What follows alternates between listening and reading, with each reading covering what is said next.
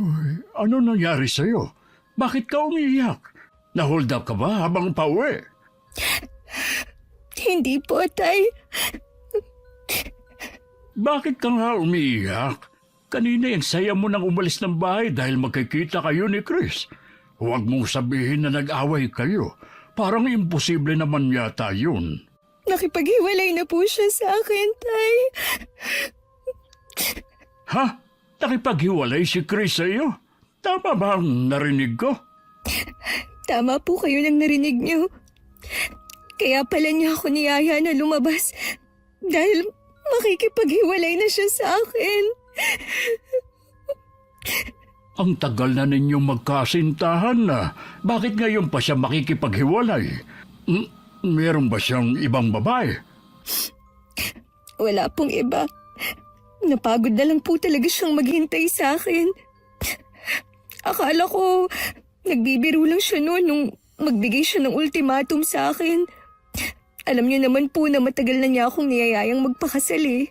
Ay, di ba sabi ko naman sa'yo, pumayag ka nang magpakasal sa kanya? Mahal mo naman kamo siya. Nasa tamang edad na naman kayo pareho. Ay kung inaalala mo ko kaya ko naman ang sarili ko. Tay, nasa poder natin ang mga anak ni Ate Isabel. Hindi ko naman kayo pwedeng pabayaan na lang mag-isa na itaguyod sila. Kaysa naman masakripisyo ang sarili mong kaligayahan. Kung magpapakasal po ako kay Chris, hindi ko na po mauuna ang pagtulong sa inyo. Maiiba na po ang prioridad ko. Mabuti sana kung magbabago pa si ate. Habang tumatagal lalo siyang lumalala eh. Patawarin mo ko anak. Kung wala akong magawa sa ate mo, masyado na kasing mahaba ang sungay niya. Kaya hindi ko na siya masupil. Naaawa na lang ako sa mga anak niya. Kasalanan din kasi yun ni inay. Sumalangit nawa ang kanyang kaluluwa. Masyado niyang pinasunod sa layaw si ate. Ayan tuloy ang nangyari. Tayong mga naiwan ang nagsasakripisyo. Huwag na nating sisihin ang inay mo. Baka hindi matahimik ang kaluluwa nun. Ilang beses na kasi nating pinalaya si Ate Isabel. Bumabalik pa rin siya dito. Katulad ngayon, 1 linggo na siyang hindi umuuwi. Baka pagdating niya, may laman na naman ang tiyan niya. Oras na magpabuntis uli siya. Kakalad ka rin ko na siya palabas sa bahay na ito. Huwag na niyang dadagdagan ng 8 niyang anak. Sana nga po, Tay. Sa totoo lang, pagod na rin ako eh. Mahal ko ang mga pamangkin ko. Pero pakiramdam ko, nauubos akong parang kandila. 3 ang anak ni Ate Isabel sa unang asawa. Iniwalayan siya dahil nagsawa na sa ginagawa niyang pakikipagbarkada at panlalalaki. Dinala naman ng bayaw ko ang 3 nilang anak. Ang 5 mga batang naiwan sa amin ay iba-iba na ang ama.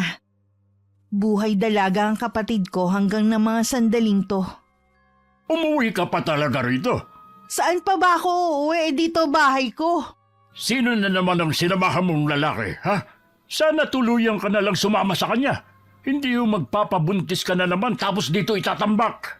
Trabaho po ang dahilan ng hindi ko pag-uwi ng ilang araw, hindi po lalaki. Sa tingin mo kaya mapapaniwala mo ko, ha? Di wag kayong maniwala. Sige nga, kung trabaho talaga ang dahilan, nasaan ang kinita mo? Ibigay mo sa akin para panggastos ng mga anak mo. Ipinambayad ko na sa mga utang ko eh. Tsaka alam nyo naman na hindi naman regular ang trabaho ko. Sapat lang ang kinikita ko para sa sarili ko. Kita mo na. Kaya hindi mo ko mapapaniwala na trabaho ang pinagkakaabalahan mo. Hindi ko naman kayo pinipilit na maniwala eh. Pero sana wag nyo rin akong hanapan. Kahit naman hanapan kita, hindi ka rin naman nagbibigay kahit panggastos man lang ng mga anak mo. Aba, Isabel, kailan ka ba magbabago, ha? Lumalaki na yung mga anak mo. Hindi habang buhay nandito kami ng kapatid mo. Kung tingin nyo po masama akong ina, di sana nasa tiyan ko pa lang ang mga yan pinatanggal ko na.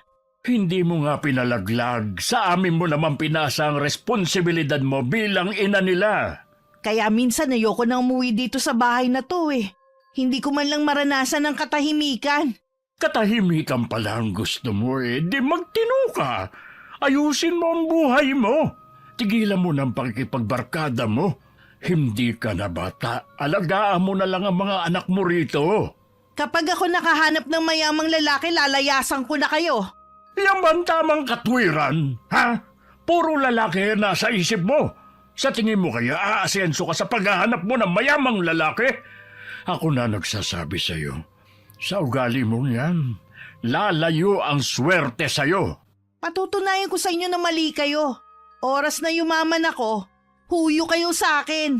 Kahit hindi mayaman ang makuha mo, basta dalhin ka na lang niya kung saan. Malayo sa amin para wala na kaming sakit ng ulo. Tuwing dumarating si Ate Isabel, palagi na lang mainit ang pagtatalo nila ni Itay. Sanay na rin ang mga kapitbahay namin sa lakas ng mga boses nila. Araw ng sahod ko. Kaya bumili muna ako ng mga kailangan sa bahay at baon ng mga pamangkin ko. Nadatnan ko naman si Ate Isabel sa sala. Nilampasan ko lang siya at dumiretso na ako sa kusina. Sumunod naman siya sa akin. Sahod mo nga pala ngayon kaya ang dami mong pinamili. Huwag mo ang pakialaman yan. Baon yan ng mga anak mo. Ang damot mo naman. Parang 1 piraso lang eh. Sakto lang yan, pambaon nila ngayong linggo. Bakit kasi hindi mo pa pinasobrahan? Sa taas ng mga bilihin ngayon, kailangan talagang mag-budget. Buti sana kung nag-aabot ka, hindi naman. Ano, sesermonan mo rin ako? Hindi na, dahil pagod na rin ako sa'yo. Hindi ka naman nakikinig eh. Pero mula ngayon, kargo mo na ang sarili mo. Hindi ka na pwedeng humingi ng perang panggastos mo sa akin. Parang hindi ka kapatid ah. Titikisin mo na ako ngayon ha? Pasalamat ka nga ako na ang nagpapaaral sa mga anak mo eh. Tapos gusto mo pang magpakargo sa akin. Swerte mo naman. Hindi naman iba sa'yo ang mga bata ah. Mga pamangkin mo sila. Natural na tustusan mo ang pag-aaral nila dahil may trabaho ka at dalaga pa. Kung buhay pa ang inay, sungal-ngal na naman yung bibig mo sa kanya. Kailan mo ba maiisip na responsibilidad mo ang mga anak mo, ha? Dalaga ako, ate. Pero hindi ko magawa ang mga gusto kong gawin. Ang dami kong isinasantabi para sa mga pamangkin ko. Gawin mo ang gusto mo. Wala namang pumipigil sa'yo eh. Huwag mo nang idahilan ng mga anak ko. Malalaki na ang mga yan, hindi na naman alagain eh. Paano ko nga magagawa ang mga gusto ko kung sa mga anak mo lang napupunta ang sahod ko? Akala mo naman hindi tumutulong sa'yo ang itay. Saan napupunta ang pensyon ng itay ha? Sa gastusin dito sa bahay. Sa ilaw, tubig at pagkain. Akala mo yatang laki ng pensyon ng itay. Ikaw pa talaga ang may ganang paghanapan kami. Maghahanap na ako ng trabaho para wala na kayong maisumbat sa akin. Patagal mo ng bukang bibigyan. Pero hanggang ngayon, hindi ka pa rin nagkakaroon ng matinong trabaho. Kung meron man, kulang pa sa mga luho mo sa katawan. Eh kahit paano hindi ko na hinihingi sa inyo. Eh kung buhay lang sana ang inay eh. Hindi ganito ang sitwasyon ko. Kasi nga kinukonsinti niya ang mga mali mong ginagawa. Laging ako ang mali sa paningin niya. Kahit ginagawa ko na lahat para sa pamilya natin. Huwag mo sabihin na hanggang ngayon eh naiinggit ka pa rin sa akin. Sa tingin mo kaya may dapat pa akong kainggitan sa'yo ngayon? Minamaliit mo ba ako? Hindi ko ugali namang maliit ng kapwa ko. Lalo na ng kapatid. Kaya wag mo rin akong sasabihan na naiinggit ako sa'yo. Siguro nagsiselos lang ako noon sa atensyon na ibinibigay sa'yo ng inay. Pero matagal ko nang natanggap yun. Nahinto lang ang pagtatalo namin nang dumating ang itay. Nagmano lang ako sa kanya at nagpaalam na magpapahinga muna. Ang itay na lang ang nagtuloy ng pag-aayos sa mga pinamili ko. Ano na naman ba ang pinagtalunan nyo ng kapatid mo? Akala mo kasi kung sino yung anak nyo. Porke may magandang trabaho lang. Eh kung ano man ang narating ng kapatid mo dahil yun sa pagsusumikap niya. Oo na, siya na ang magaling sa lahat. Ano ba ang problema mo sa kapatid mo, ha? Imbis na magpasalamat ka sa kanya dahil siya ang tumutusto sa mga kailangan ng anak mo, ikaw pa itong nagmamalaki sa kanya. Eh di salamat sa kanya. Pero hindi ko naman siya inutusan na tustusan ng mga anak ko ah. Kusa naman niya yung ginawa. Sa tingin mo, makakapag-aral ang mga anak mo kung hindi dahil kay Julia? Magkaroon ka naman sana ng utang na loob sa kapatid mo. Ayan na naman sa walang katapusang utang na loob. Kaya nga gusto ko na lumayo sa bahay na to eh. Umalis ka na. Hindi kita pipigilan. Alam ko naman na hindi ninyo ako pipigilan. Siguradong matutuwa pa kayo. Uy, dahil wala ka namang ginagawa kundi pasakitin ang ulo namin ng kapatid mo. Eh mula lang nung mawala ang inay, lagi na lang ako ang mali sa paningin ninyo. Siguro sinusulsulan din kayo ng babaeng yun, no? Itiko mo na lang yang bibig mo kung wala ka rin lang namang magandang sasabihin. Marami nang isinakripisyo ang kapatid mo dahil sa mga anak mo. Nawala ang lalaking pinakamamahal niya dahil pinili niya ang pamilya natin. Kung wala ka rin lang maitutulong, manahimik ka na lang. Ano po ba nangyari sa kanila ni Chris? Naghiwalay na sila dahil hindi na niya mahintay ang kapatid mo. Dahil hindi niya maiwan ang responsibilidad niya sa mga anak mo. Bakit parang ako ang sinisisi nyo? Pwede naman siya magpakasal kay Chris Ay sige nga, kaya mo bang pag-aralin ng mga anak mo? Hindi ka makapagsalita ngayon. Puro ka kasi yabang. Makaalis nga muna. Nakaka-bad trip naman sa bahay na to. Ay sige, umalis ka. Diyan ka lang naman magaling sa pagliliwaliw. 1 buwan na rin na maghiwalay kami ni Chris. Gusto ko sanang iwasan na makibalita. Pero ang mga kaibigan ko naman ang laging nagkukwento. Sabi nila may bago na daw nililigawan si Chris. Ang bigat tuloy ng dibdib ko na makauwi sa bahay. Ang mga bata po, Ay, nagpaalam na manunood ng liga ng basketball. Ay, hindi ka ba manunood? hindi po tay. Wala naman akong hilig manood ng mga ganong laro eh. Ay, para malibang ka naman sana. Napansin ko kasi pagkagaling sa trabaho nagkukulong ka lang sa kwarto mo. At kakaunti ka rin kumain. Pagod lang po ako sa trabaho, kaya mas gusto kong magpahinga. Hindi mo naman kailangan na itago. Alam kong nasasaktan ka pa rin sa paghiwalay ninyo ni Chris. Ay talaga bang wala ng pag-asa na magkabalikan pa kayo? Malabo na po tay. May nakapagsabi po sa akin na may bago na siyang nililigawan. Ang bilis naman yata. 1 buwan pa lang kayo naghihiwalay Gusto na po kasi nun mag-asawa. 35 na po kasi siya ngayong darating na birthday niya. Tingin ko, hindi kanya ganon kamahal. Ang bilis niya kasi makahanap Hindi dahilan yung gusto na niyang mag-asawa. Tanggapin na lang po natin na hindi talaga kami para sa isa't isa. Mabait at maganda ka. Sigurado na may makikilala ka na mas higit sa kanya. Hindi po muna siguro ako tatanggap ng manliligaw. Magfo-focus po muna ako sa trabaho ko at sa mga pamangkin ko. Ay, pasensya ka na, anak ha. Kung dahil sa amin naisasantabi mong sarili mong kaligayahan. Kagustuhan ko rin po ito. At saka hindi naman kayo pabigat sa akin Malaki nga po ang naitutulong niyo sa akin. Ay minsan nga nagkukwentuhan kami ng mga pamangkin mo. Sabi nila, pagbubutihin nila ang pag-aaral para maging tulad kanila. Sana nga wala sa 3 babaeng pamangkin mo ang magmana sa kanilang ina. Kina CJ at Sayo naman wala akong nakikitang problema. Mga bata pa lang responsable na. Basta po magabayan natin sila ng maayos, hindi po sila maliligaw ng landas. Kaya nga hatid sundo ko mga yon para nakikita ko kung sino mga nagiging kaibigan. At saka mainam din yung nakakakwentuhan mo para hindi sila naglilihim sa'yo. Wala na akong oras para makipagkwentuhan sa kanila. Madalas kasi na pagod na ako. Naiintindihan naman nila na kailangan mo magtrabaho para maibigay mo mga kailangan nila. Ay, si ate nga po pala. Umuwi na ba? Mula nung umalis nung 1 araw hindi pa rin umuuwi. Ang tropa niya ngayon sina Verna. Mga wala ring direksyon ng mga buhay. Huwag lang talaga siyang mag-uuwi na naman ng problema dito. Ay, kung sakaling magkaproblema na naman siya, huwag mo na siyang saluhin. Hayaan mo na lang siya. Hindi mo naman siya responsibilidad Hindi na po talaga. Bahala na siya sa buhay niya.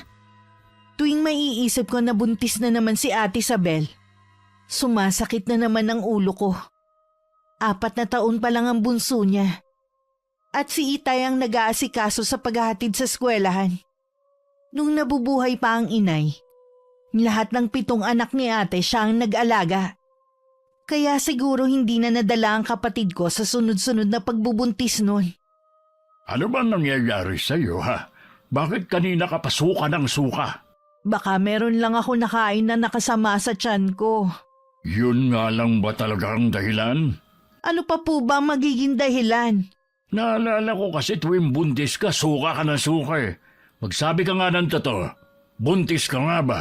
Hindi po, Tay. May nakain nga lang ako nakasama sa akin. Uy, sana nga. Dahil wala ka nang aasahan sa kapatid mo. Madamot naman ang babaeng yun parang hindi kapatid. Kahit sino naman kasi mapupuno na sa pagtulong sa'yo. Ayaw mong tulungan ang sarili mo. Kahit man lang sana maghanap ng trabaho para hindi ka puro barkada. Mahirap pong maghanap ng trabaho ngayon, lalo't hindi naman ako nakatapos gaya ni Julia. Ikaw naman kasi. Pinapag-aral ka namin noon ng nanay mo. Puro ka bulakbol. Ayan tuloy nabuntis ka ng maaga. Samantalang si Julia, kaya lang naman yan nakapag-aral na walang tulong namin dahil nag-working student. Sisikapin ko po na makapaghanap ng trabaho. Ang hirap din po pala na walang pera. Uy, kapag maghahanap ka kasi, huwag ka nang mapili sa trabaho, basta marangal. Oo nga po. Basta wag labandera at tagalinis ng bahay ng ibang tao. Oh, bakit naman? Marangal na trabaho yun ah. Naglabandera noon ng kapatid mo para makaiipon ng tuition fee niya. Si Julia po yun. Ibahin niyo naman ako sa kanya. Ay bahala ka na nga. Basta ang importante ay makahanap ka na ng trabaho. Naghanap nga ng maa-applyan si Ate Isabel. Dahil mapili siya sa gustong pasukan, hindi rin siya nakakuha ng trabaho. Hanggang sumuko na lang siya at tumambay na lang sa bahay. Nang minsan nag-day off ako, kinausap niya ako. Ano ba yung importanteng sasabihin mo? May lakad kasi ako maya-maya. Bala ko kasing magtinda sa harap ng bahay natin ng mga kwek-kwek, fishball at kung ano-ano pa. Hihiram sana ako ng puhunan sa'yo. Nabanggit ng Itay na naghahanap ka raw ng trabaho.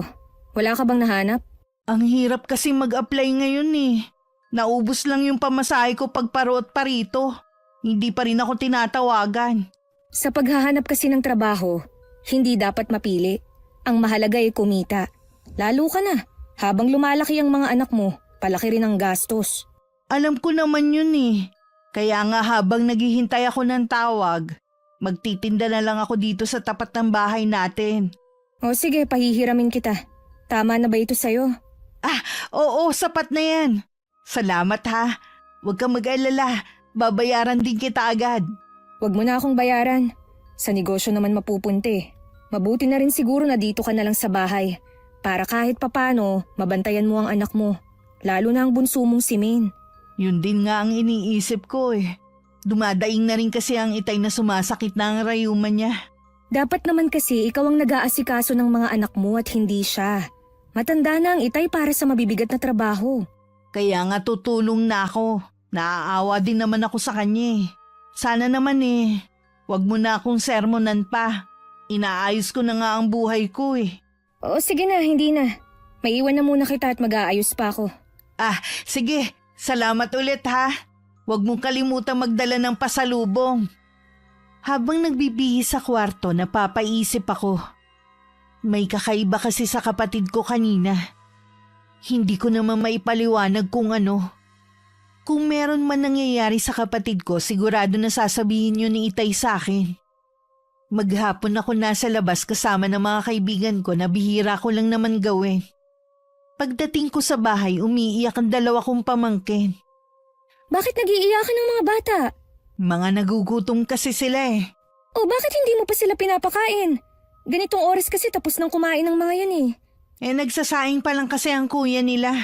Kasi naman madilim na nang umuwi galing sa bahay ng kaibigan. Hindi ko alam kung totoo sabi gumawa sila ng project. Nagsasabi ng totoo ang anak mo. Ang Itay, nasaan? Nagpaalam na may pupuntahan. Hanggang ngayon wala pa rin. Ikaw, anong ginawa mo maghapon? Bakit hindi ka man lang nagluto ng hapunan? Kasi kagigising ko lang. Napabangon nga ako dahil nag-iiyakan ng mga bata Minsan ka na nga lang maiwan mag-isa dito sa bahay. Hindi ka man lang nagluto. Ang tamad mo talaga. Tamad talaga ako. Di sana umuwi ka ng maaga para magsaing. Inuuna mo pa kasi ang gala mo Anong sinabi mo ha? Mga anak mo ang kakain, hindi ibang tao. Tapos babanatan mo ako ng ganyang mga salita. Wala ka talagang kwentang ina. Sino ba naman ang gaganaan na pagsilbihan ng mga batang to? Wala naman silang galang sa akin Hindi ko nga mautusan. Paano ka nila igagalang? Hindi ka naman nagpakananay sa kanila kahit kailan.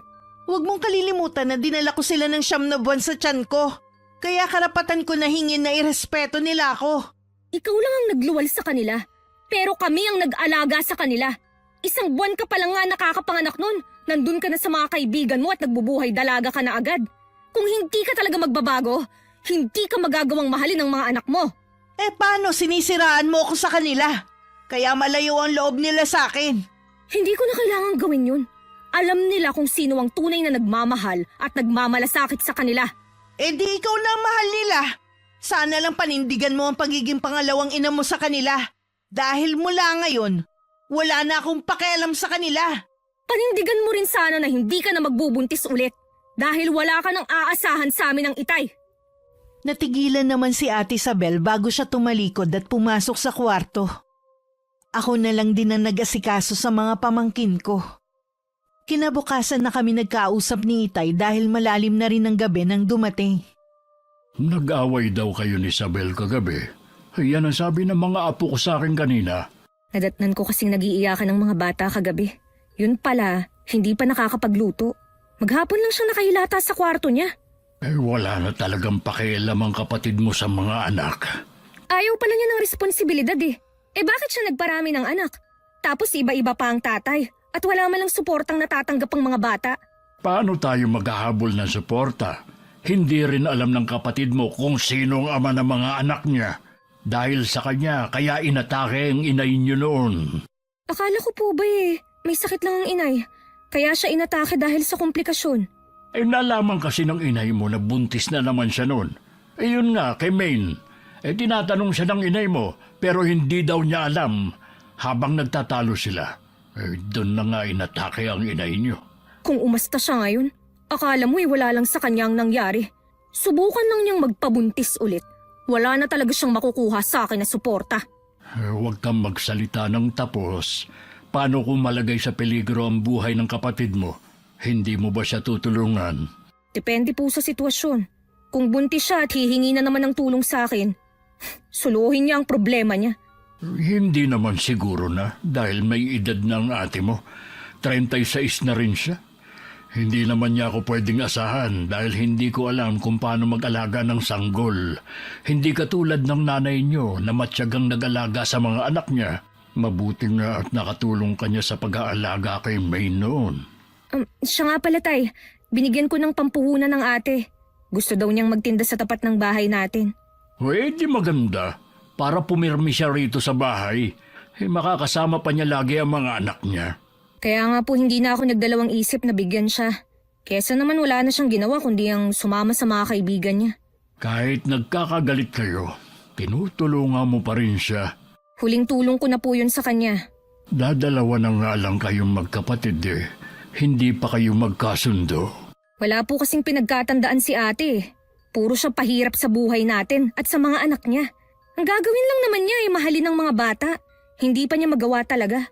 Siguro nga, hindi pa talaga handa ang ate mo para maging ina. Bakit kasi siya nagparami ng anak? Ano, balak niya lang gawing pabrika ng mga bata itong bahay natin? Napupundi na rin ako sa pangangaral sa kapatid mo. Pero hindi talaga siya nakikinig sa akin. Dapat po dyan kay ate iniiwan mag-isa para magtanda. Hindi nga marunong tumayo sa sariling pa Sa tanda niyang yon, asa pa rin sa atin. Kapag napuno talaga ako sa kanya, kakalimutan ko na siya bilang kapatid at isasama ko kayo ng mga bata para umalis dito. Solohin niyang mag-isa itong bahay. Ang aga-aga tuloy sira na ang araw ko bago pa pumasok sa trabaho. Maghapon tuloy mainit ang ulo ko at wala akong imik. Pag-uwi ko sa bahay, gumanda lang ang mood ko nang ipakita sa akin ng mga pamangkin ko ang card nila. Lahat matataas ang grade. Nangako na lang ako sa kanila na ilalabas ko sila sa day off ko. Wow! Ang galing mo talagang pumapil sa mga anak ko, no? May pasuhol ka pang ilalabas mo sila sa day off mo. Ano naman ngayon? Lagi ko namang ginagawa yun sa kanila. Ay, oo nga pala. Paano mo malalaman? Nasa labas ka nga pala kasama ng mga kaibigan mo. Tumigil na kayong dalawa. Mabuti pa maglayo muna kayo. Hayaan niyo siya, tay. Hayaan niyo siyang sabihin ng mga gusto niya. Wala namang kahihiyan ng babaeng yan Imbis na magpasalamat na lang sa akin, nagagalit pa. Paano hindi ako magagalit? Inaagaw mo sa akin ng mga anak ko. Kasalanan ko ba kung mas malapit sila sa akin, ha? Kasalanan ko ba na mas kinikilala nila akong ina kesa sa'yo? Dapat kasi sa pinansyal mo lang sila suportahan. Hindi yung inaagaw mo na ang posisyon ko. O sige nga, natatandaan mo ba nung huling nagpalit ka ng diaper ng bunso mo? Wala kang maalala. Kasi nga, 1 linggo ka pa lang nung nakakapanganak, ang iksi na ng suot mo at nandun ka na sa mga tropa mo. Habang kami ni Itay, salitan sa pag-aalaga sa anak mo. Tapos ngayon sasabihin mo, inaagaw ko ang posisyon mo? Ano bang nangyayari sa'yo, Sabel, ha? Kung nagagalit ka dahil kay Julia ipinakita ng mga anak mong matataas nilang grade, walang kasalanan ng kapatid mo. Aminin mo man o hindi, sa lahat ng oras ang kapatid mo ang laging nasa tabi nila. Habang ikaw, hindi namin alam kung saang lupalop naroon. Sige, pagtulungan niyo ako. Si nanay lang naman ang kakampi ko lagi eh. Ang kapal naman ng mukha mo para isali dito ang inay. Ikaw nga ang dahilan kaya hindi na natin siya kasama ngayon. Hindi totoo yan. May sakit ang inay kaya siya inatake. Kaya inatake ang inay dahil sa'yo. Huwag ka nang magkaila pa. Sinabi na sa akin ng Itay ang lahat. Puro ka kasi sakit ng ulo. Ngayon wala ka ng kakampi. Hindi ko naman ginusto na mamatay ang inay eh. Hindi ko naman alam na aatakihin siya dahil sa pagtatalo namin. Sarili mo lang kasi ang iniisip mo. Dapat sa'yo mag-isa lang sa buhay. Nakikiusap ako. Tumigil na kayo. Araw-araw na lang kayong nagtatalo. Hindi ba kayo nahihiya sa mga kapitbahay?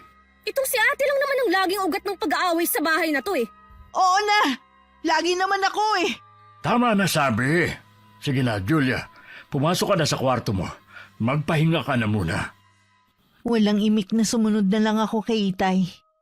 Sumunod naman sa akin ng mga pamangkin ko at niyakap ako. Kahit yata hindi na ako makapag-asawa, ayos lang. Basta kasama ko ang mga pamangkin ko. Nang mga sandaling yun, kinausap naman ng Itay si Ate Isabel. Tigilan mo na ang kapatid mo. Hindi ka ba marunong maawa sa kanya? Ang dami na niyang sakripisyo dahil sa'yo. Pasensya na po, Tay. Ilang araw na kasing mainit lagi ang ulo ko eh. Hindi dahilan yon para pagbuntunan mo ng galit ang kapatid mo. Pagkatapos kanyang bigyan ng puhunan, aawayin mo pa siya bilang panganay sa inyong dalawa. Dapat ikaw ang mas may malawak na pangunawa, hindi yung kapatid mo na lang ang laging iintindi sa'yo. Palalamigin ko lang po ang sitwasyon. Hihingi po ako ng sorry kay Julia. Ganyan dapat. Hindi yung pataasan kayo ng pride. Hindi habang buhay kasama niyo ko. Gusto ko, magkasundo na kayong magkapatid. Opo, Tay.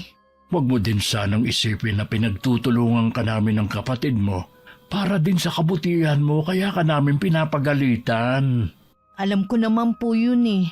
Hindi ko lang po kasi maiwasan na magrebelde minsan. Yung pangarap ko kasing buhay nun, si Julia ang tumatamasa ngayon.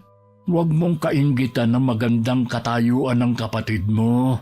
Pinaghirapan niya kung nasan man siya ngayon.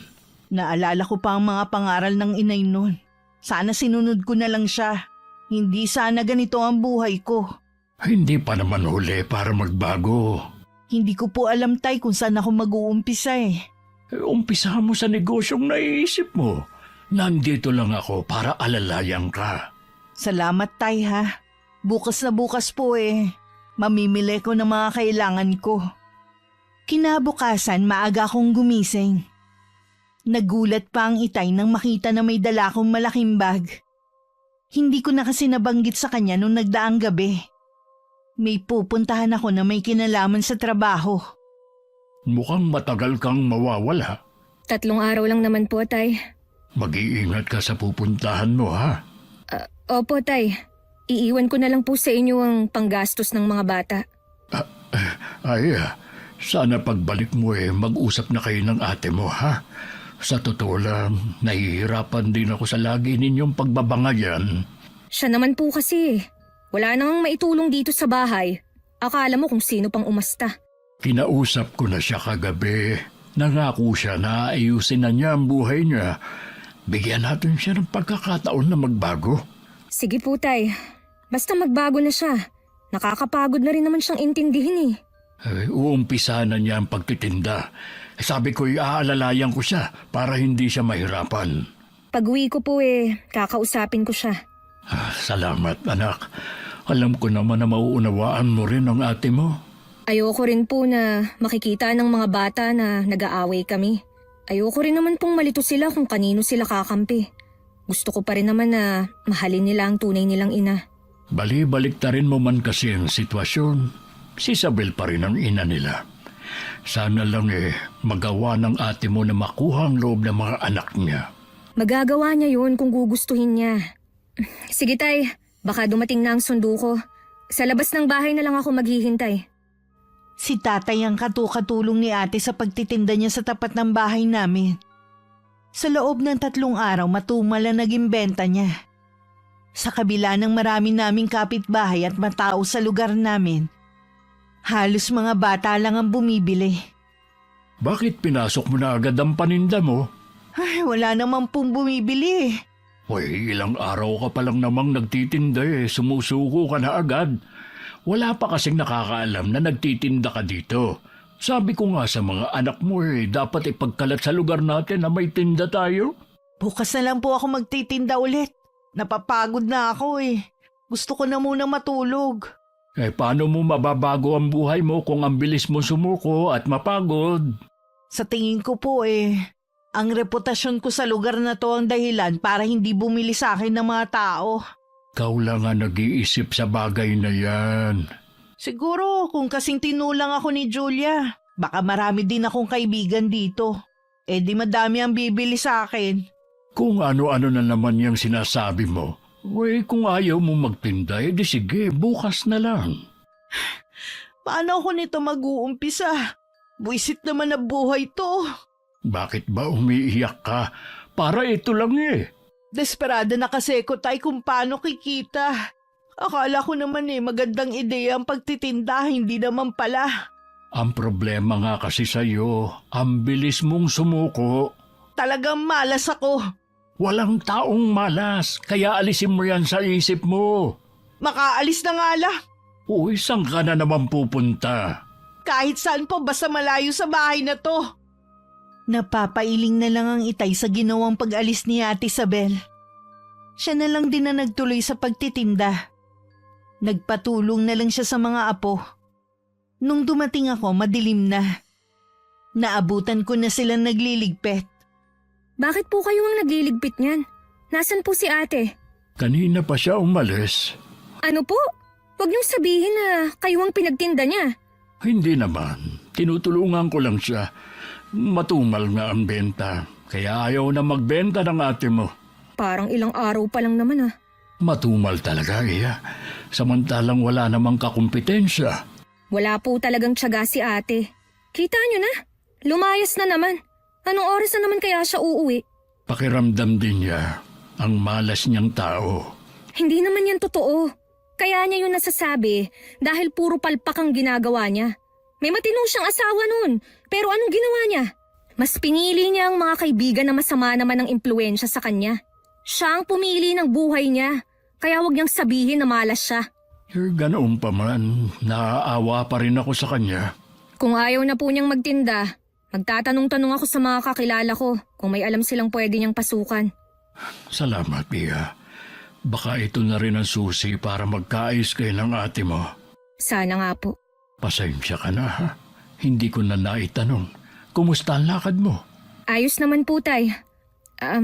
Alam niyo po ba, nakita ko si Chris sa pinuntahan namin. Kasama niya yung bago niyang girlfriend. Nag-usap ba kayo? Sandali lang po. Ipinakilala lang niya sa akin yung babae. Mukha naman pong mabait. Alam kong nasasaktan ka pa rin sa paghihiwalay niyo. Umaasa pa rin ako na baka magkabalikan kayo. Ganon din po ako. Naghihintay ako na pumunta siya rito sa bahay. Nagdesisyon na po ako na tanggapin ang kasal na inaalok niya. Pero huli na pala ako. Plano na rin po nilang magpakasal. Ay, baka mayroong ibang nakalaan para sa'yo. Mas higit sa kanya. Sige tay, magpapahinga lang po ako. Hindi ka na ba maghahapunan? Hindi na po. Wala din akong gana. Mas gusto kong matulog. Tulog na nun ang mga pamangking ko at ang itay naman hinihintay ang pagdating ni Ate Isabel. Nakakaidlip na siya nang dumating ang kapatid ko na lasing. O tay, bakit gising pa kayo? Hinihintay kita.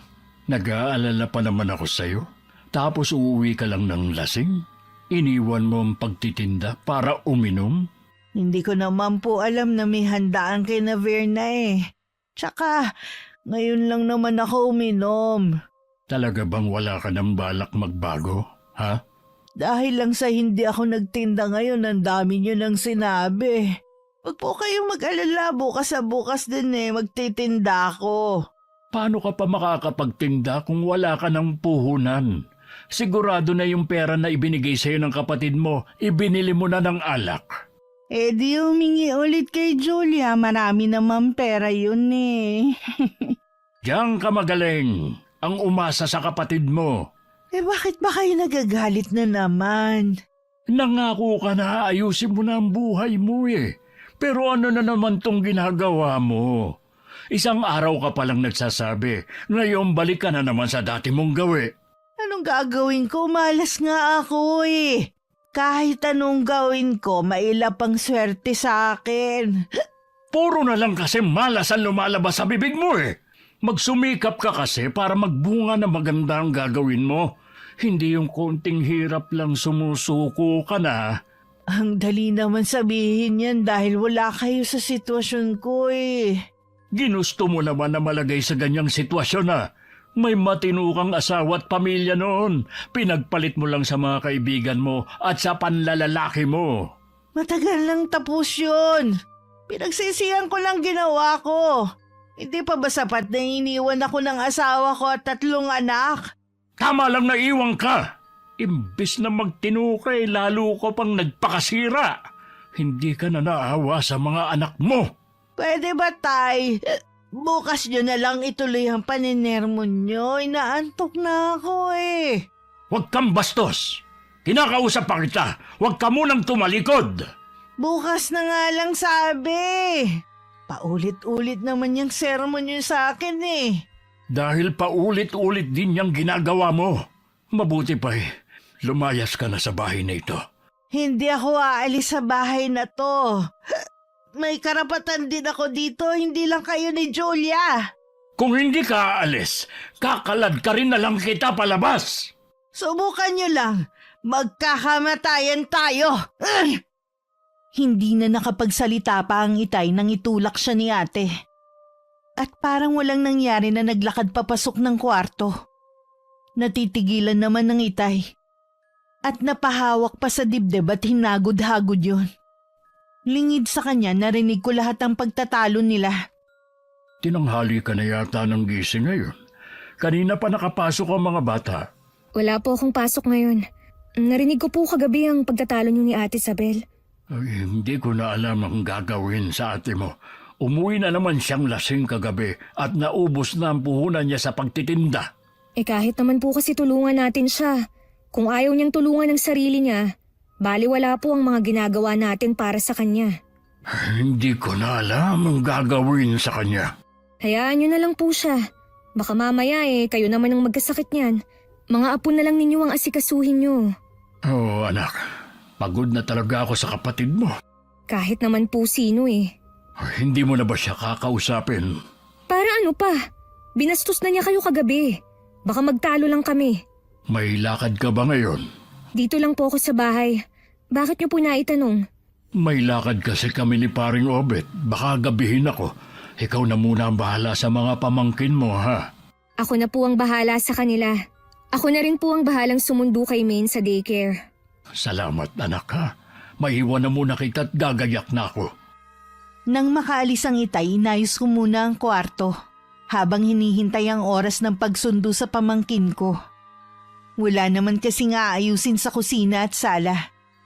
Dahil masino pang Itay kahit lalaki malinis sa bahay. Hindi katulad ni Ate Isabel na kababaeng tao burara sa kwarto at gamit. 20 minutes bago ang uwian, umalis na ako ng bahay. Pagdating namin, saktong kagigising lang ng kapatid ko. Wala pa bang pagkain? Tanghali na.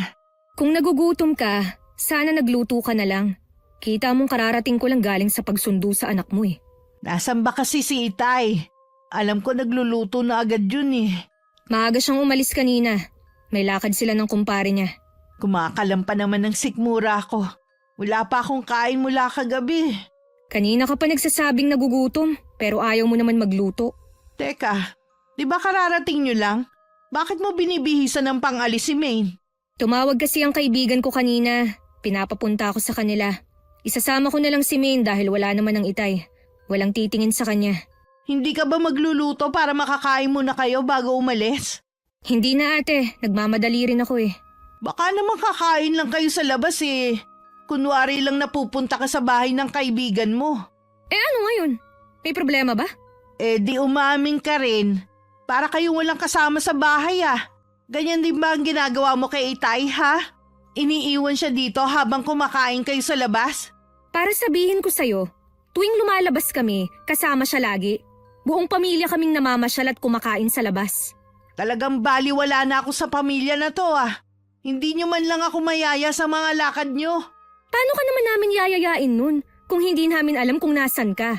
Baka nakakalimutan mo, lagi kang wala. At isa pa, mas gusto mo naman kasama ang ibang tao kaysa sa amin. Syempre gusto ko rin kayong makasama. Kaya lang takot kang maglabas ng pera. Mas gusto mong gumastos sa alak at barkada. Siguro nagsumbong na naman sa'yo ang Itay no? Sa lakas ng boses mo kagabi, sa tingin mo hindi ako magigising. Galit ka rin siguro dahil napunta lang sa wala ang ibinigay mong pera sa akin. Wala na akong pakialam doon. Bahala ka na rin kung saan ka kukuha ng puhunan. Dapat siguro ipabless natin ang bahay na to. Para kasing ang bigat eh. Dinamay mo pa talaga ang bahay natin. Ikaw ang pabigat sa bahay na to. Kaya magpunta ka sa simbahan. Baka sakaling matauhan ka. Maldita ka talaga. Ikaw ang pumunta ng simbahan at inumin mo yung holy water para mawala yung yabang mo sa katawan. Ikaw naman ang kapal ng mukha mo. Palamunin ka lang dito. Gusto mo pa kaming pasunurin sa'yo. Wala na ang nanay para kumampi sa'yo. Kaya matuto kang magpakumbaba. Kahit magkampihan pa kayo ni Itay, hindi ako patatalo sa inyo. Susugurin ko na sana ng sampal si Ate Isabel nang makita ko siyang napasapo sa kanyang bibig. At saka nagtatakbo sa banyo. Dun siya suka ng suka. Natigilan naman ako at may kabang bumundol sa akin. Nang lumabas siya, pawisan ang buong mukha niya at namumutla. Magsabi ka nga ng totoo. Buntis ka ba? Ha? Julia. Sabihin mo, buntis ka na naman ba? Sinong ama niyan, ha? Hindi na mahalaga kung sino ang ama ng pinagbubuntis ko. Hindi naman niya ako pananagutan eh. Sino naman ang inaasahan mo na susuporta sa mga kailangan mo hanggang makapanganak ka? Ako na naman ba? Eh di wag kang tumulong. Kesa naman natutulong ka, ang dami ko naman sumbat na maririnig sa'yo. Ay hindi na talaga. Wala ka nang aasahan sa akin. Bahala ka na sa buhay mo. Tingnan ko lang kung hindi ka madala na bumuka ka na lang kung kani-kanino. Pakialam mo ba kung bumuka ka man ako hanggat gusto ko? Alibasa kasi sa'yo walang kumakalabit. Iniwan ka na ni Chris dahil sa sama ng ugali mo. Hindi na siguro siya makatiis sa'yo. Oo, iniwan ako ni Chris. Pero hindi dahil sa ugali ko. Sa ilang beses niyang pag-aalok sa akin ng kasal, ilang beses ko rin siyang tinanggihan. Dahil alam mo kung bakit? Ha? Mga anak mo ang lagi kong pinipili. Hindi ko sila matiis. Habang bubuo ako ng pamilya, may iiwan sila sa isang tabi kasama ng walang kwenta nilang ina. Kaya pasalamat ka. Dahil iniwan ako ni Chris. Hindi ko alam kung tinamaan ba si Ate Isabel.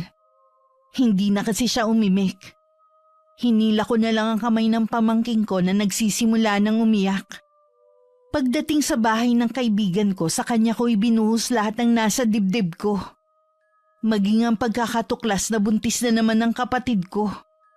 Nang makauwi ng bahay, nadatnan ko na ang Itay. Alam niyo na po tayong kalagayan ni Ate Isabel. Binabalaan kita, Julia. Huwag kang makialam sa akin. Ako magsasabi kay Itay. Sigurado naman ako na patatagalin mo pa ang pagtatapat. Kaya ako na ang magsasabi. Ano na naman ba ang dapat kong malaman, ha? Sabihin mo na, Julia. Buntis po si ate. Sigurado, hindi na naman niya alam kung sino ang ama. Sabi na nga ba, minsan na kitang tinanong pero sabi mo hindi ka buntis. Patawarin niyo ko, Tay. Hindi ko naman sinasadya eh. Puro na lang hindi mo sinasadya. Lagi na lang. Kung hindi ka marunong maawa sa sarili mo, sana sa amin maawa ka. Lumayas ka sa bahay na ito. Sumama ka sa lalaking nakabuntis sa'yo. Tay, maawa na po kayo. Huwag niyo akong paalisin.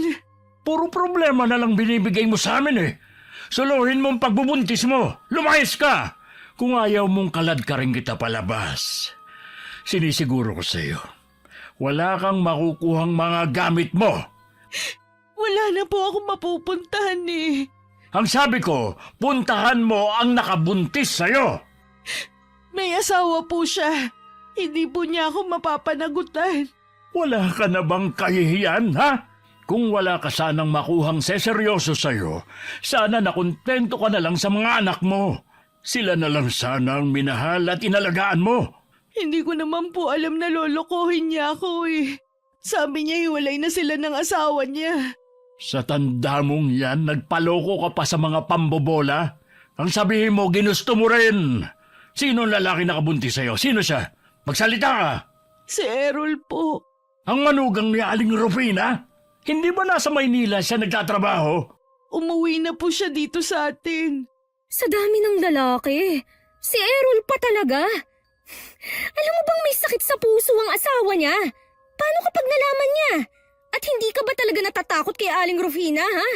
Wala akong pakialam sa matandang hukluban na yon. Magsama sila mag-ina. Pwes, hintayin mo ang karma mo. Sigurado ako, hindi basta mananahimik ang matandang yun, oras na malaman niya ang totoo. Bakit ba takot na takot kayo sa matandang yon, ha? Hindi mo ba alam? Usap-usapan dito sa lugar natin na may lahing mangkukulam yan si Aling Rufina. Chismis lang yon, hindi totoo. Ang punto dito, nakasira ka ng pamilya. Ililihim ko na lang ang tungkol sa pagbubuntis ko. Kailan mo ba nailihim ang pagbubuntis mo, ha? Oras na lumaki yan, pagpipiestahan na naman tayo ng mga taga rito. Wala na tayong magagawa nandito na to eh. Kahit tadtarin niyo ako ng masasakit na salita, hindi ko na maibabalik ang nakaraan. Sana kasi ginamit mo yung gamong-gumong utak. Kahit ngayon lang sana. Tama na! Tigilan na ninyo ang pagtatalo. Ayos lang po kayo, Tay. Namumutla kayo. Ay, okay lang ako. Magpapahinga lang muna ako. Pakiusap ko lang. Tumigil na kayo sa pag-aaway nyo. Mula ng araw na yon, lalong lumayo ang loob namin sa isa't isa ng kapatid ko. Hindi na rin siya pinaalis ng Itay. Pero sinabihan na ituloy ang pagtitinda sa tapat ng bahay namin. Pero imbis na sumunod, puro pag-inom ng alak lang ang hinaharap. Wala ka na bang gagawin kundi ang maglasing, ha? Pangsyam mo na yung pinagbubuntis mo. Hindi mo pa rin alam na makakasama yan sa sanggol. Pabayaan niyo na lang kasi ko, Tay. Kung pwede lang sana. Kaso nandito ka sa pamamahay ko. Pananagutan pa rin kita. Ang gagawin mo na lang, alagaan ang pinagbubuntis mo, hindi mo pa magawa. Inaalagaan ko naman po kaso mahirap. Paano mahirap? Dahil hindi ka binibigyan ng pera ng kapatid mo? Wala man lang pagmamalasakit sa akin. Gusto kong magpa-check up, ayaw man lang ako bigyan. May libreng center dyan sa malapit. Doon ka magpa-check up. Makakalibre ka pa ng gamot. Ayoko nga po dyan, Tay. Pag-uusapan lang ako ng mga tao Magtiis ka, ginusto mo yan Kausapin niyo naman po si Julia. Kailangan ko rin po ng mga gamit ng bata. Matuto kang dumiskarte. Hindi yung iaasa mo na naman sa kapatid mo. At isa pa, hindi ko siya pwedeng piliting bigyan ka. Napakadamot talaga ng babae niyo. Sana hindi ko na lang siya naging kapatid. Na mabuti pa matulog ka na. Kung ano-ano na kasi ang sinasabi mo. Manda sa akin ng babaeng yung pagdating niya. Siya ang mali sa buhay ko Hindi ka ba titigil, ha? Oo na, matutulog na ako. Sana hindi na ako magising para tapos na ang problema ko. Ikaw naman tong gumagawa ng problema mo Umuwi ako ng bahay na balisa. Agad naman yun napansin ng Itay kaya inusisa niya ako. Tinanong ko muna si ate kung nasan. Ayoko kasing marinig niya ang sasabihin ko. Buti na lang kanina pa raw tulog. Pinapakaba mo naman ako Sabihin mo na kung ano ba yun. Patay na po si Errol. Sabi ng ilan, Kinulam daw ng biyenan dahil inatake sa puso ang anak dahil sa pambababae nito. Ito na nga ba ang kinatatakutan ko eh. Ang tigas kasi ng ulo ng kapatid mo. Ano po ang gagawin natin? Hindi natin mapipigilan ang galit ni Aling Rufina. Siguradong gagantihan niya ang ate mo. Pero susubukan ko pa rin siyang kausapin. Sasamahan kita, Tay. Baka kung ano ang gawin niya sa inyo. Kaya ko siyang harapin. Dumito ka na lang. Tay, si Aling Rufina natatanaw ko mula rito. Nasa labas siya ng bakuran natin at dito nakatingin. Siya na nga yan. Parang meron siyang binubulong sa hangin. Huli na yata tayo. Lalabas po ako at kakausapin ko siya. Dito ka lang. Delikado kung lalabas ka. Baka sa'yo mapunta ang orasyon. Ano kaya ang gagawin niya kay ate? Katulad kaya kay Errol? Hintayin mo lang ako rito. Tay! Huwag na po kayong lumabas!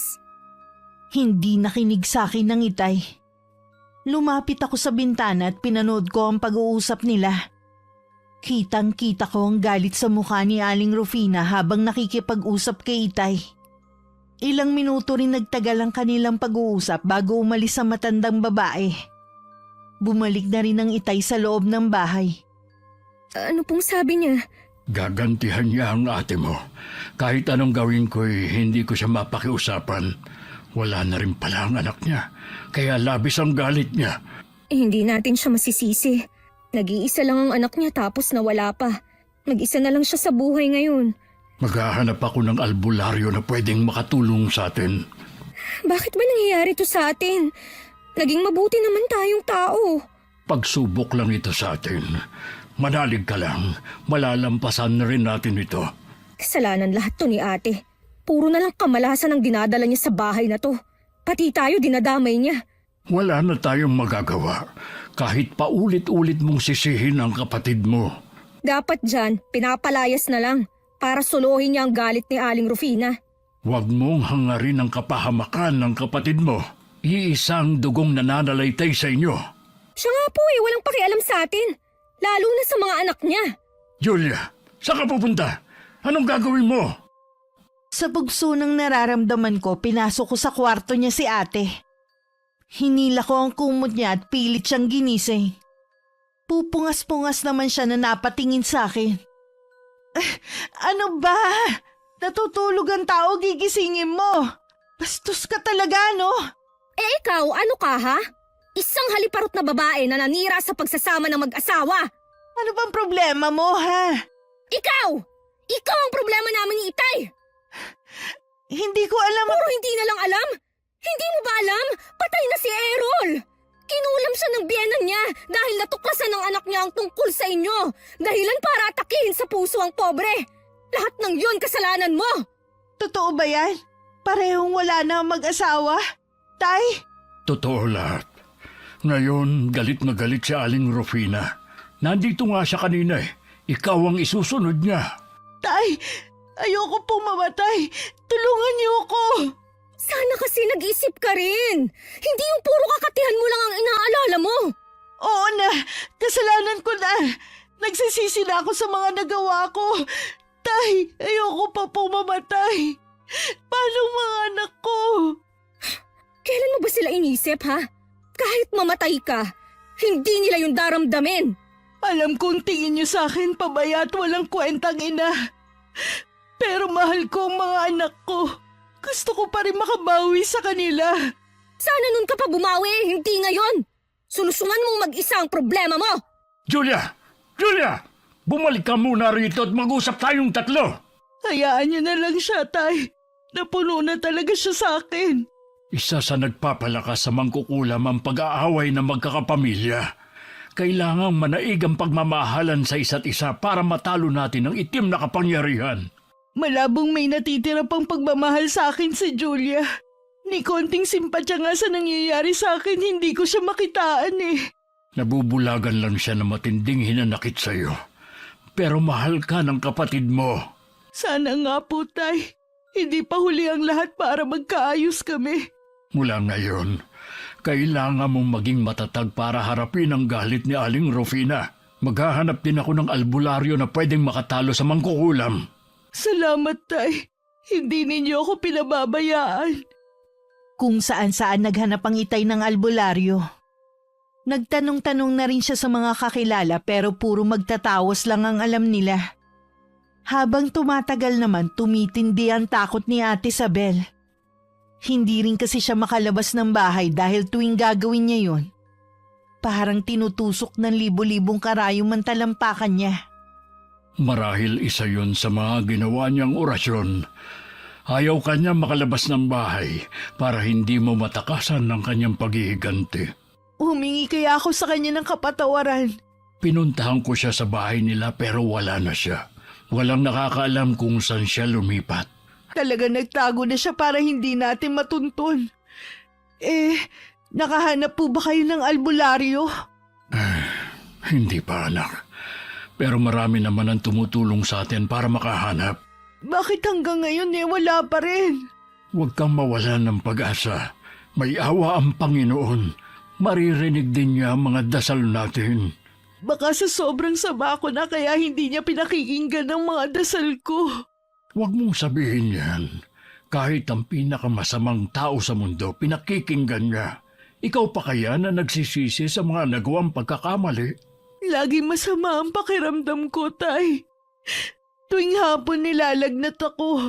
Alam ko meron nangyayari sa loob ng katawan ko. Hindi kaya dahil sa pagbubuntis mo? Pakiramdam ko, Tay, patay na ang sanggol sa sinapupunan ko. May iba sa loob ng katawan ko at yun ang gumagalaw. Pipilitin kong makahanap ng albularyo. Kahit manghihilot, magsasama ako dito para matignan ka. Hindi ako makapaniwala sa itsura ni Ate Isabel ngayon. Sobrang payat niya kasi at parang hindi na dinadaluyan ng dugo ang katawan niya sa sobrang putla ng balat. Luwa na rin ang mga mata niya at kita ang mga buto sa leeg. Nakaumbok na rin ang mga gauod na ugat sa mga binti niya. Naglalagas din ang buhok niya. At maging mga kuko niya ay nangingitim na rin. Papasok ka na ba sa trabaho? Oo. Mag-iingat ka sa biyahe ha. Sabi sa balita may bagyo daw ngayon. Kaya pala makulimlim ang langit. Ilang buwan na yan tiyan mo? 7 o 8 na siguro. Hindi ka sigurado? Hindi ka ba nagpapacheck up? Hindi Kahit kailan talaga irresponsable ka. Nandyan lang ang center Tinatamad ka pang pumunta. Kasi Oo, alam ko na. Nahihiya kang makita ng mga tao sa labas na ganyan ang itsura mo. Yan pa ba ang mahalaga sa'yo, ha? Hindi mo man lang iniisip ang ipinagbubuntis mo. Iha, gustuhin mang lumabas ng ate mo, hindi niya magawa. Kasama sa orasyon ni Aling Rufina na hindi siya makalalabas ng bahay na ito. Ibig sabihin, gumagana na ang kulam kay ate? May palagay din ang ate mo na patay na ang sanggol sa kanyang tiyan. Bakit lumalaki pa rin ang tiyan niya? Dahil mayroong ibang nilalang sa loob ng tiyan niya. Baka hinihintay lang ang kapanganakan ng ate mo para maisagawa ni Aling Rufina ang kanyang paghihiganti. Wala pa po ba kayong nakikita na albularyo? Wala pa rin hanggang ngayon. Kailangan ko na sigurong tanggapin na hanggang dito na lang ako. Ate, wag mong sabihin yan. Sa totoo lang kasi napapagod na ako sa nangyayari sa akin Akala ko ba mahal mo ang mga anak mo?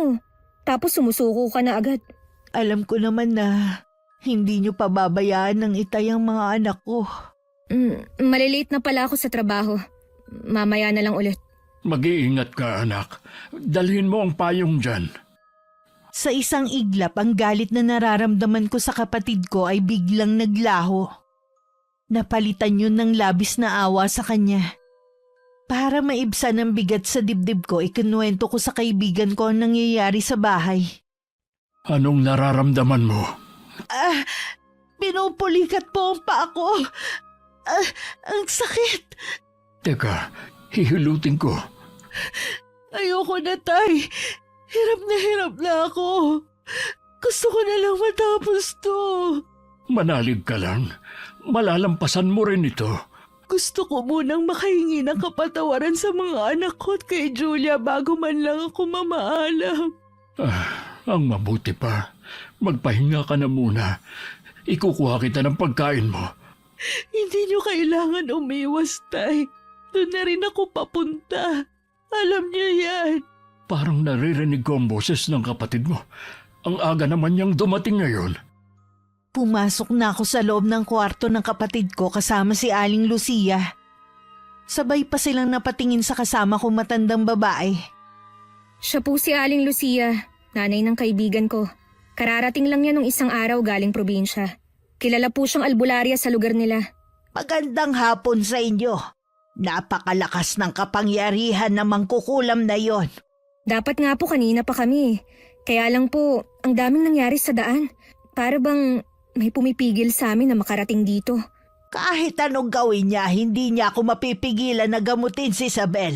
Ngayon pa lang po ay nagpapasalamat na ako sa inyo. Sa totoo lang, nawawala na kami ng pag-asa na gagaling pa ang anak ko. Ngayong nandito na ako, kami ang magtutuos na mangkukulam na yon. Tayo na po muna sa labas, tay. Iwan na natin ang ate kay Aling Lucia. Naiiyak din si Ate Isabel. Alam ko na luha yun ng kaligayahan. Bigla ring umaliwalas ang kanyang mukha dahil sa nasilip na pag-asa. Hindi naman ako nagdududa na mapapagaling nga ni Aling Lucia ang kapatid ko. Sabi kasi ng kaibigan ko lahat ng mangbabarang at mangkukulam ay natalo na matandang babae. Maging ang iba't ibang uri ng elemento. Huwag ka matakot, iha. Ibigay mo sa akin ang buong pagtitiwala mo. Opo, alam ko naman po na kaya niyo akong pagalingin eh. Ano bang nararamdaman mo ngayon? Pakiramdam ko po pinupunit ang katawan ko. Alam ko po na patay ng sanggol sa sinapupunan ko pero ano po kaya ang gumagalaw sa loob ng tiyan ko? Tama ka. Patay na ang iyong anak. Nadamay siya sa galit ng mangkukulam na yon. Kailangan nating mailabas ang sanggol na yan. Paano niyo po ilalabas ang sanggol kung hindi pa naman po ako manganganak? Umupo ka at isandal mo ang ulo mo. Inumin mo to. Katas to ng iba't ibang uri ng herbal na mula pa sa lugar namin sa probinsya. Sige na, inumin mo na. Bakit po ganito ang amoy? Ganyan talaga yan. Sige na, ubusin mo. Ang pait. Nakakasuka. Tiisin mo lang. Gumiginhawa nga po ang pakiramdam ko ngayon. Maya-maya lang epekto na yan. Habang nag-uusap kami ng itay, narinig namin na sumigaw si Ate Isabel. Akma sanang papasok ang itay nang pigilan ko. Hayaan na lang po natin sila. Alam ni Aling Lucia ang ginagawa niya. Hindi ko lang kasi maiwasan na kabahan pa din. Sana pagkatapos nito, tuluyan ang magbago si Ate Isabel. Mga anak na lang niya ang pagtuunan niya ng atensyon. Sa tingin ko naman ay matututo na ang ate mo. Umiiri na si ate. Hindi kaya manganganak na siya? Pero patay na ang nasa tiyan ng ate mo. Baka kailangan yung alisin sa katawan ni ate. Dahil yun ang papatay sa kanya. Ang mabuti pa, bilinan mo muna ang mga apo ko na sa kwarto muna sila. Huwag ka mong lalabas hanggat hindi ko sinasabi. Ayaw kong masaksihan nilang nangyayari sa nanay nila. Sige po, tay. Hindi rin nakatiis na hindi silipin ng itay ang nangyayari sa loob ng kwarto. Labis ang sindak na naramdaman niya na makita kung paano lumabas sa bibig ni ate ang malahiganting bulate. Ang sanggol ay nasa higaan at wala ng buhay. Binuhat yun ni Aling Lucia at saka lumapit kay itay. Kailangan mabendisyonan ang sanggol na ito bago mailibing. O di kaya sa sagradong lupa niyo siya ibaon. Kailangan gawin niyo na agad bago pa magising ang sanggol at maging halimaw. Nasa bayan ng simbahan. Aabutin ng 2 oras bago makarating doon. Wala ba kayong kapilya rito? Wala Hindi dapat abutin ng ganong katagal. Mas malapit po ang sementeryo dito sa amin. Doon na lang namin ibabaon ang anak ni ate. Benditado ang lupa doon. Sige, magmadali na kayo. Hindi ko pa pwedeng iwan ang ate mo. Ayaw pa rin kasi magpatalo ng mangkukulam na yon. Hindi ko inaasahan na ganun pala siya kalakas. Kumpara sa mga nakaharap ko na dati. Halika na, tay. Huwag na tayong mag-aksaya ng oras. Dala ang piko na tanging meron sa bahay, pinuntahan na namin ng sementeryo. Kung saan nakalibing ang inay. Naghukay na si tatay sa lupa habang panay ang dasal ko. Nang hawakan ko ang sanggol para sana ilagay sa hukay, Bigla yung gumalaw. Napasigaw naman ako sa takot. Mabilis ko na yung inihagis sa hukay at tinabunan ni Itay ng lupa. Bago namin nilisan ng lugar, nag-alay muna kami ng dasal. Hindi ko akalain na mararanasan natin ang ganitong nakakatakot na karanasan. Ang importante, tapos na. Ayos na kaya si ate? Sa tingin ko magaling na siya ngayon. Naawa ko sa anak ni ate na nadamay lang sa galit ni Aling Rufina. Lagi nating isama sa dasal ang anak niya. Pagdating sa bahay, naabutan namin na pinupunasan ni Aling Lucia ang kapatid ko. Kapansin-pansin na bumalik na sa dati ang katawan at kulay ni ate. Mahimbing din ang tulog niya. Kumusta po ang anak ko? Maayos na ang lagay niya. Bukas na siya magigising. Siguradong gutom siya kaya paghandaan niyo siya ng pagkain. Ay, salamat sa inyo. Tatanawin namin na malaking utang na loob ang ginawa ninyong pagliligtas sa anak ko. Ano po ang nangyari kay Aling Rufina? Nakipagkasundo siya sa akin kapalit ng buhay niya. Lalayo na lang daw siya at hindi na kayo gagambalain pa. Patawarin niyo na siya. Isa lamang siyang inang nangungulila sa kanyang anak. Oo naman po. Hindi naman matigas ang puso namin. Tsaka may kasalanan din po ang ate kaya nangyari ito sa kanya. Lagi niyong tatandaan na hindi kailanman mananaig ang kasamaan. Kinabukasan nagising si ate na pagkain agad ang hinahanap. Parang 1 linggo siyang hindi pinakain. Nakatingin lang kami ni Itay sa kanya habang may ngiti sa labi. Masaya kami dahil magaling na si Ate Isabel. Pasensya na kayo kung para akong patay gutom. Hindi ko talaga mapigilan eh. Kumain ka lang. Para talaga sa'yo yan. Gusto ko rin magpasalamat sa inyo. Kahit pasaway ako at puro sakit ng ulo ang ibinigay sa inyo, hindi niyo ako sinukuan. Mahal ka namin ate. Kaya hindi ka namin susukuan. Pangako aayusin ko na ang buhay ko. Hindi ko sasayangin ang pangalawang buhay na ibinigay sa akin. Para din naman sa'yo. Kung bakit gusto namin na magbago ka. Habang nasa bingit nga ako ng kamatayan eh. Ang dami ko napagtanto ng mga mali kong nagawa. Hindi ko na ulit babalikan yun. Salamat naman at nagkaayos na kayong magkapatid. Sana'y tuloy-tuloy na yan. Makalipas ang 1 buwan, may trabaho na si Ate Isabel sa isang bakery. Unti-unti niyang tinupad ang mga pangako niya sa amin. Lalo na sa mga anak na magbabago at sa kanila na lang itutuon ang panahon. Isang araw na wala akong pasok, dinalaw ko ang puntod ng inay. Malayo pa lang ako, napansin ko ng hinukay ang lupa na malapit sa puntod. Nakumpirma ko nga yun. Hinukay ang pinaglibingan sa sanggol ni ate. Napaantanda na lang ako. At nag-usal ng dasal na sana mali ang hinala ko. Lumipas naman ng ilang linggo na walang kakaibang pangyayari sa lugar namin. Wakas. Okay, shoutout po tayo. Shoutout kay Evelyn Reyes from Taiwan. Hello kay Sweet Corn na avid fan ni Miss Gwen since day 1. Hi kay Hermalyn Anonuevo from South Korea. Hi kay Rosalina Bugayong na laging present. Shoutout sa Berondo at Carillo family from Tembao, Laguna. Hello kay CJ. Hi kay Lydia Lopez na laging present. Salamat sa iyo. Hello kay Aslim Lisa from Singapore. Hi kay Lynn Hasegawa at sa mga anak niya na sina Ellie Jane, Giancarlo, Ryuichi, Katsumi at kay Kanami from Ibaraki, Japan. Hi kay Dexter Baguhin ng RJ's Bakery. Jonalyn Barameda from Las Piñas, hello sa'yo. Hi kay Jingle Pabatal at sa Pabatal at Mangkaw family from North Cotabato. Hello kay Ces from Brunei. Shout out sa asawa ni Tolitz na si Arian Aquino ng Lumban, Laguna. Hi kay Jay Landagan from Davao City. Hello kay Emily Bianan from Saudi Arabia. Hi kay Annex Manzano from Pangasinan. Hi kay Marisa Villanueva from Italy. Hi kay Monet Taninco from Singapore. Shout out kay na Alvin na Tonton ng S Magno Advertising.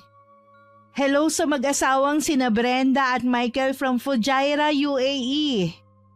Shout out kay Jomar Gutierrez at sa buong Gutierrez family. Hello kay na Marie at Ke. Hi kay Mayre Notarte from General Santos City. Hello kay Marivic Lantosa from Muntinlupa. Hi kay AZ Girl from Iligan City. Hello po kay na Ma'am Myra, MJ, Alex, Joanna, Meruel, Sir June, Sir Alex, Sir Ryan at kay Rog ng Sales and Marketing Department na laging nagpapakain. Shoutout galing kay Megs. Isidro Tamaliwan from Tugigaraw.